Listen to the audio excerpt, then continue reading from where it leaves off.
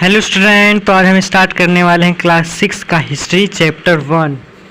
यहाँ पर दिया है कैसे पता करें कब क्या होता इतिहास जाने के स्रोत। पाठ का नाम दिया है। चलिए स्टार्ट करते हैं। इतिहास। तो इतिहास के जनक हेरोडोटस हैं। और इतिहास किसे कहते हैं? मानव के बीते हुए कल की कहानी को हम इतिहास कहते हैं। चलिए स्टार्ट करते हैं। तो ये यूपीएससी के लिए बहुत ज़रूरी है, एनसीईआरटी। तो चलिए स्टार्ट करते हैं। परिवार की पुरानी बातें हम दादा दादी नाना नानी की बातों से जानते हैं। समाचार पत्र पत्रिका टीवी रेडियो से भी हमें जानकारी मिलती है। सोचो, अगर हमें आज से हज़ारों वर्ष पहले के लोगों के रहन सहन के बारे में जानना हो तो हम कैसे जानेंगे। यानी कि परिवार की पुरानी बातें हमें दादा दादी, जैसे हमारे घर में दादा दादी हों, नानी नानी हो, तो हमारे वो अपने ज़माने की बात बताते हैं। इसी प्रकार हम समाचार पत्र पत्रिका टीवी और रेडियो से भी हमें जानकारी मिलती है पुराने समय का। तो चलिए आगे बढ़ते हैं। हज़ारों वर्ष पहले के लोगों के बारे में जानना हो तो उनके बारे में जानने के लिए हम इतिहास का अध्ययन करते हैं। इतिहासकार अतीत से प्राप्त तथ्यों और साक्ष्यों के आधार पर बीते समय की जानकारी देते हैं। इतिहास बीते हुए समय और उस समय के लोगों को समझने और जानने का एक साधन है। तो इतिहास क्या है अगर कोई पूछेगा तो इतिहास बीते हुए समय और उस समय के लोगों को समझने और जानने का एक साधन है। इस बॉक्स में देखते हैं क्या लिखा है। पुरातत्व शब्द से ही पता चल रहा है। पुरातत्व यानी पुराना तत्व, कोई पुराना वस्तु। प्राचीन काल में मानव द्वारा प्रयोग में लाई वस्तुओं, निर्मित मंदिरों एवं इमारतों आदि के अवशेषों का अध्ययन पुरातत्व कहलाता है और इनका अध्ययन करने वाले पुरातत्ववेत्ता कहलाते हैं। यानी कि पुराने समय में जो पुराने लोग इस्तेमाल किए थे बर्तन, मंदिर, इमारतें जो बड़े बड़े थे पुराने समय का, उन्हें ही पुरातत्व कहते हैं। और इनका जो अध्ययन करता है उन्हें पुरातत्ववेत्ता कहते हैं। तो चलिए यहाँ पर आगे बढ़ते हैं। अतीत में एक ऐसा युग भी था जब लोग लिखना नहीं जानते थे। ना उन लोगों के जीवन के विषय में हमें जानकारी उनके द्वारा छोड़ी गई वस्तुओं जैसे मिट्टी के बर्तन, खिलौने, हथियारों तथा औजारों द्वारा मिलती है। प्राय इन वस्तुओं को पुरातत्ववेत्ता जमीन के अंदर से खोद कर प्राप्त करते हैं। ये वस्तुएं ऐतिहासिक जानकारी के लिए अत्यंत महत्वपूर्ण होती है। उपलब्ध सामग्री के आधार पर इतिहासकार ने अतीत को 3 भागों में बांटा है।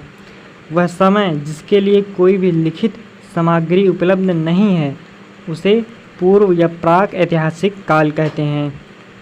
यानी कि वह समय, ऐसा समय जहाँ पर लोग लिखना नहीं जानते थे, ऐसे इस काल को हम पूर्व प्राक ऐतिहासिक काल कहते हैं। और वह समय जिससे संबंधित लिखित साक्ष्य प्राप्त तो हैं किंतु उसे पढ़ा नहीं जा सकता, उसे आद्य ऐतिहासिक काल कहते हैं। यानी कि ऐसा समय जहाँ पर लोग लिखना जानते थे लेकिन उसे पढ़ा नहीं जा सका, हम लोग उसे पढ़ नहीं पाए, इसलिए उसे आद्य ऐतिहासिक काल कहते हैं। इसी प्रकार जिस काल के विषय में लिखित सामग्री से जानकारी मिलती है एवं उसे पढ़ा भी जा सकता है, उस काल को हम ऐतिहासिक काल कहते हैं। यानी कि ऐसा काल जो लोग लिखना जानते थे और हम उसे पढ़ भी सकते हैं, ऐसे काल को हम ऐतिहासिक काल कहते हैं। आगे बढ़ते हैं। प्राचीन काल में मानव ने जब लिखना शुरू किया तब उसे कागज़ का ज्ञान नहीं था। वह अपने लेखों को ताड़पत्रों, भोजपत्रों और ताम्रपत्रों पर लिखता था। कभी कभी लेख बड़ी शिलाओं, स्तंभों और पत्थरों की दीवारों, मिट्टी या पत्थर के छोटे छोटे फलकों यानी टुकड़ों पर भी लिखे जाते थे। यानी कि प्राचीन काल में लोग लिखना, उस समय कागज़ नहीं था, इसलिए वो लोग ताड़पत्र यानी ताड़ के पेड़ के चौड़े पत्ते पर लिखते थे। ताड़ का पेड़ था, उसका चौड़े के पत्ते जो पत्ता था उसके उस पर लिखते थे। भोजपत्र यानी कि भूज नामक पेड़ की छाल, मतलब पेड़ की छाल पर लिखते थे।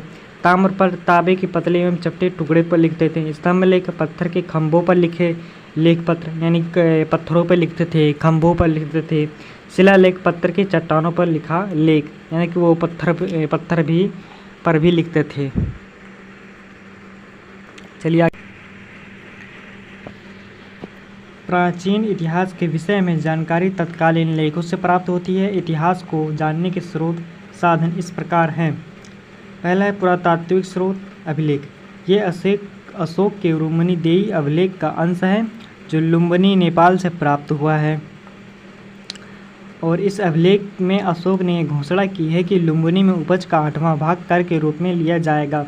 अभिलेख यानी कि अभिलेख एक लेख होता है जो कि कठोर चीज़ पे लिखी जाती है, जैसे पत्थर पे, चट्टानों पर, या तांबे के पतले चपटे हुआ लिखा जाता था। अभिलेख उसे कहते हैं, जो मतलब कठोर चीज़ पे लिखे जाते थे।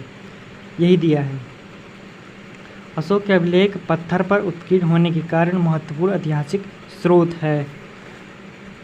तो आगे बढ़ते हैं, यहाँ पर देखते हैं अभिलेखों से क्या क्या जाना जा सकता है। सिक्के एवं मुहरे। प्राप्त सिक्कों से तत्कालीन शासक का नाम तथा उसके समय का पता चलता है। सिक्के की बनावट से उस समय की कला तथा सिक्कों की धात से आर्थिक स्थिति की जानकारी होती है। यानी कि सिक्के एवं मुहरे से हमें उस समय के शासक कौन थे उसका पता चलता है, और उसकी बनावट से कला तथा सिक्कों की धातु से आर्थिक स्थिति, यानी कि उसकी सिक्के एवं मुहर से वहाँ की उस समय की आर्थिक स्थिति क्या थी का पता चलता है, कैसे वहाँ की आर्थिक स्थिति थी।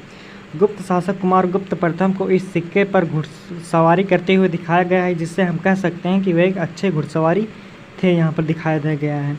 इस प्रकार सिक्के इतिहास लेखन में महत्वपूर्ण योगदान देते हैं। यहाँ पर आते हैं, हड़प्पा कालीन मुहरें मेसोपोटामिया से मिली हैं। इससे ज्ञात होता है कि हड़प्पा वासियों का व्यापार मेसोपोटामिया से होता था।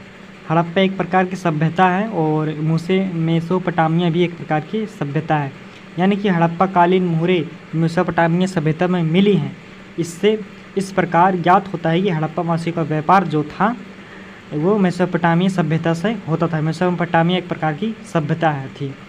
धौलावीरा। हड़प्पा सभ्यता का यह पुरास्थल गुजरात में स्थित है। मतलब धौलावीरा कोई है जो कि हड़प्पा सभ्यता का यह पुरास्थल गुजरात में स्थित है। यहाँ से हड़प्पा कालीन नगर निर्माण योजना, जल निकास प्रबंध आदि के साक्ष्य प्राप्त हुए थे। सारनाथ स्तूप। सारनाथ उत्तर प्रदेश में स्थित सारनाथ स्तूप, यहाँ पर देखें, स्तूप का मतलब एक टीला होता है, ये एक प्रकार का गुंदाकार मंदिर की तरह स्तूप। सारनाथ उत्तर प्रदेश में स्थित इस स्तूप का निर्माण मौर्य वंश के शासक अशोक ने कराया था। महात्मा बुद्ध ने सर्वप्रथम सारनाथ में अपना उपदेश दिया था। साहित्यिक स्रोत। दूसरा है साहित्यिक स्रोत। ताड़पत्रों, भोजपत्रों, ताम्रपत्रों, चमड़े एवं लकड़ी के पट्टों पर लिखित लेखों के साथ साथ कुछ साहित्यिक ग्रंथों से भी हमें लोगों के रहन सहन, विचारों, खान पान इत्यादि के बारे में जानकारी प्राप्त होती है। जैसे हम यहाँ पर देखते हैं, धार्मिक साहित्य वेद, लेखक का नाम नहीं दिया, वैदिक कालीन विवरण, रामायण एवं महाभारत वाल्मीकि एवं वेदव्यास ने लिखा है। ये महाकाव्य कालीन समाज का वर्णन है। जैन एवं बौद्ध साहित्य, जातक कथा 6वीं शताब्दी से पूर्व राजनीतिक के है। यानी कि हमें पुरातात्विक स्रोत से और साहित्यिक स्रोत से इतिहास का पता चलता है। पुरातात्विक स्रोत में हमें सिक्के, मुहरे और कुछ सारनाथ स्तूप, धौलावीरा, ये सब से हमें ऐतिहासिक स्रोत से पता चलता है। और साहित्यिक स्रोत में जो लिखा गया है वेद, हमारे रामायण एवं महाभारत, इससे हमें ऐतिहासिक का स्रोत मिलता है। दूसरा धार्मिक साहित्य अर्थशास्त्र, जो लिखा है कौटिल्य चाणक्य ने, मौर्यकालीन समाज के राजनीतिक, सामाजिक, आर्थिक एवं धार्मिक स्थिति, राजतरंगी कल्हड़ ने। विदेश यात्रियों से भी हमें इतिहास का पता चलता है। इंडिका मैगस्थनीज यूनानी राजदूत था, ये चंद्रगुप्त मौर्य के समय आया था। यात्रा विवरण फयान चीनी यात्री, ये गुप्त काल पर के समय आया था। यात्रा विवरण हेवनसांग चीनी यात्री था, ये हर्षवर्धन के समय आया था। लिए अब अगला पेज पढ़ते हैं। इस प्रकार पुरातात्विक एवं साहित्यिक दोनों स्रोतों से हमें ऐतिहासिक की जानकारी मिलती है। विदेशी यात्रियों के विवरणों से हमें तत्कालीन इतिहास की जानकारी मिलती है। प्राप्त स्रोतों की सहायता से इतिहासकार और पुरातत्वविद अतीत का पुनर्निर्माण करते हैं। यानी कि पुरातात्विक से जो स्रोत मिला है, जैसे हमारे पुरानी इमारतें, मंदिरें और ये सब बर्तन, ये पुरातात्विक स्रोत है, इससे जो मिला है। और साहित्यिक स्रोत वेद, रामायण, महाभारत और विदेशों का यात्रा विवरण, ये सब के साहित्यिक स्रोत किताबों से हमें इतिहास का पता चलता है। इसी प्रकार इतिहासकार और पुरातत्वविद अतीत का यानी कि इतिहास का निर्माण करते हैं।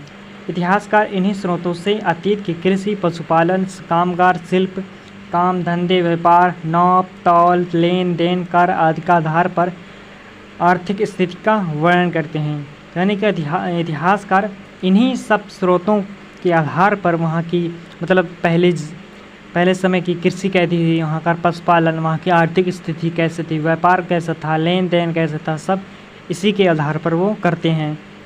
तो घर परिवार, स्त्रियों की स्थिति, शिक्षा, रहन सहन, खान पान, वेशभूषा, मनोरंजन, त्यौहार, मेले आदि के आधार पर सामाजिक तथा राजा प्रजा, प्रशासन, सुरक्षा एवं सैन्य व्यवस्था के आधार पर राजनीतिक स्थिति की जानकारी प्रदान करते हैं। मतलब यानी कि इतिहासकार इसी सब पुरातात्विक एवं साहित्यिक स्रोतों के आधार पर ही घर परिवार यानी कि स्त्रियों की स्थिति कैसी थी, वहाँ का शिक्षा, रहन सहन, वहाँ की खान पान, वेशभूषा, वहाँ का पहनावा कैसा था, इस सब के आधार पर वो यहाँ पर बताते हैं। इसी प्रकार कला, आचार विचार, ज्ञान विज्ञान की मान्यताएं, धार्मिक विश्वास, देवी देवता, पूजा पाठ एवं परंपराओं के आधार पर धार्मिक एवं सांस्कृतिक स्थिति का वर्णन करते हैं। यानी कि वहाँ का धार्मिक एवं कैसा था। इतिहास हमें मानव की संस्कृति, उनके धर्म और उनकी सामाजिक व्यवस्था को जानने और समझने में सहायता करता है। इतिहास का अध्ययन अतीत की घटनाओं से वर्तमान और भविष्य के लिए सबक लेना सिखाता है। इतिहास हमें यह भी सिखाता है कि हम उन बातों का अनुसरण कैसे करें जिनसे समरसता और शांति का बढ़ावा मिल सके। यहाँ पर समरसता का मतलब है समानता, मतलब समानता में भाईचारे में समानता करना, यानी कि समरसता का शब्द होता है समानता, यानी कि जिससे समानता और शांति का बढ़ावा मिल सके। तो इतिहास हम मानव संस्कृति, उनके धर्म और उनकी सामाजिक व्यवस्था को जानने और समझने में सहायता करता है। चलिए आगे बढ़ते हैं। कौन पहले कौन बाद में। कुछ पुरातत्वविद किसी स्थान की खुदाई करते हैं तो वह कैसे समझते हैं कि कौन से स्थल पहले के हैं और कौन से बाद के। इस चित्र को देखिए। किसी भी पुरास्थल में कई बस्तियों के अवशेष मिल सकते हैं। आमतौर पर लोग जहाँ रहते हैं घर टूटने पर दोबारा वहीं पर घर बना लेते हैं। टूटे फूटे सामान और कूड़ा करकट भी घरों के आसपास जमा होते रहते हैं। इन कारणों से बस्ती की ज़मीन धीरे धीरे ऊंची होती रहती है और सैकड़ों साल बाद वहाँ टीला बन जाता है। इसलिए जब टीले की खुदाई की जाती है तो उसका सबसे निचला स्तर सबसे पुराना होता है और उसके बाद के स्तर बाद के युगों के होते हैं। यहाँ पर देखते हैं हम इतिहास में तिथियाँ क्या कहती हैं। इतिहास में कुछ तिथियाँ ईसा पूर्व में होती हैं और कुछ ईस्वी में। हाँ, ये भी हम तो जानते हैं। ईसा पूर्व का तात्पर्य है ईसा मसीह ईसाई धर्म के प्रवर्तक थे। ये कि जन्म के पहले के समय को ईसा पूर्व कहते हैं, यानी कि ईसा मसीह थे वो ईसाई धर्म के प्रवर्तक थे। यानी कि जैसे हमारा हिंदू धर्म है, मुस्लिम धर्म है, इसी प्रकार ईसाई धर्म था। तो ईसाई मसीह ईसाई धर्म के प्रवर्तक थे।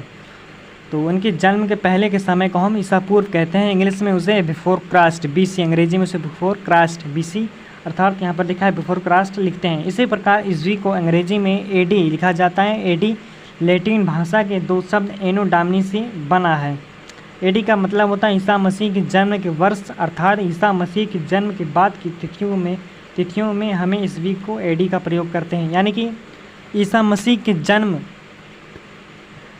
के पहले का समय को हम ईसा पूर्व कहते हैं और ईसा मसीह के जन्म के बाद का जो समय है उसे हम ईस्वी कहते हैं। अंग्रेजी में उसे एनो डामनी कहते हैं और अंग्रेजी में पूर्व को ईसा पूर्व को हम बिफोर क्राइस्ट कहते हैं।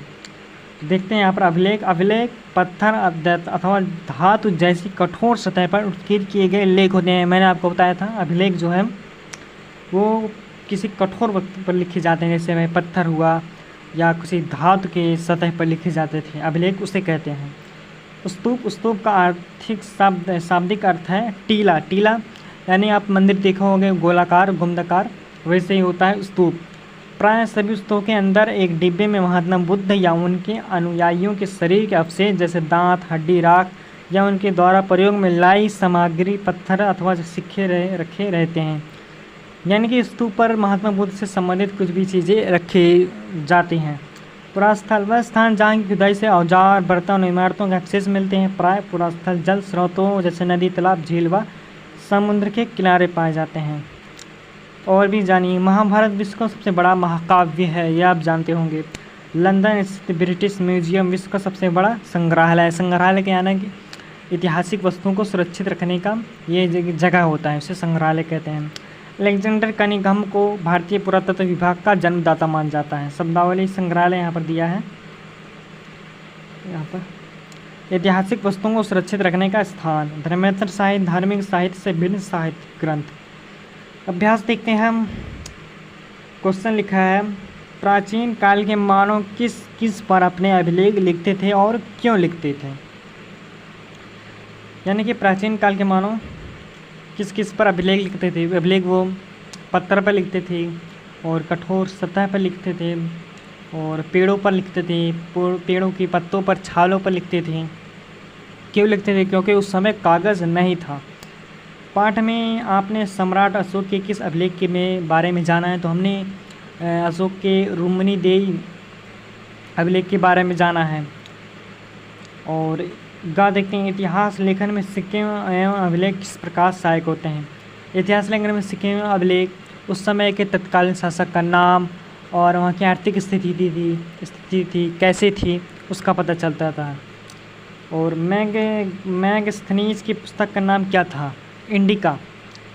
अंगा, इतिहास जानने के पुरातात्विक एवं साहित्यिक साधनों स्रोतों का वर्णन कीजिए। यह आप पढ़ चुके हैं, किताब में है। आइए यहाँ पर देखते हैं। अंतर स्पष्ट कीजिए। पूर्व, प्राक ऐतिहासिक काल, आदि ऐतिहासिक काल, ऐतिहासिक काल, इन सब में अंतर स्पष्ट करना है। पूर्व प्राक ऐतिहासिक काल, ऐसा काल जहाँ पर लिखित सामग्री उपलब्ध नहीं थी उसको हम पूर्व या प्राक ऐतिहासिक काल कहते हैं। और ऐसा काल जहाँ पर लिखित सामग्री उपलब्ध थे किंतु उसे पढ़ा नहीं जा सका उसे हम आदि ऐतिहासिक काल कहते हैं। और ऐसा काल जहाँ पर, ऐसा समय जहाँ पर लिखित सामग्री उपलब्ध है और हम उसे पढ़ भी सकते हैं उसे हम ऐतिहासिक काल कहते हैं। निम्नलिखित से आप क्या समझते हैं? पुरातत्ववेत्ता, पुरातत्व का अध्ययन जो करते हैं उसे हम पुरातत्ववेत्ता कहते हैं। इतिहासकार, देखते हैं। इतिहासकार यानी कि जो अतीत का अध्ययन करते हैं उसे हम इतिहासकार कहते हैं। सही गलत के निशान यहाँ पर है, देखते हैं। प्राक, पूर्व, ऐतिहासिक। इतिहास जानने के लिए हमारे पास लिखित सामग्री है, ये होगा नहीं, लिखित सामग्री उपलब्ध नहीं है। प्राचीन काल के मानव कागज़ पर लिखते थे, नहीं। सिक्कों एवं अभिलेख से भी ऐतिहासिक जानकारी मिलती है, हाँ। राजतंत्री कौटिल्य चाणक्य की रचना है, ये गलत है। वेद धार्मिक साहित्य है, सही है। फायान मौर्य काल में आया था, भारत आया था, नहीं, ये गुप्त काल में आया था। बस आपको वीडियो अच्छी लगी हो तो सब्सक्राइब ज़रूर करना।